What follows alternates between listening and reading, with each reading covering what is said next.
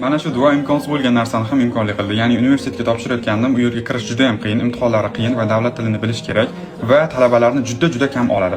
Shunda atrofimdagilar ham o'zim ham ishonmadim to'g'risi, lekin baribir to'xtamadim. Hujjat topshirdim.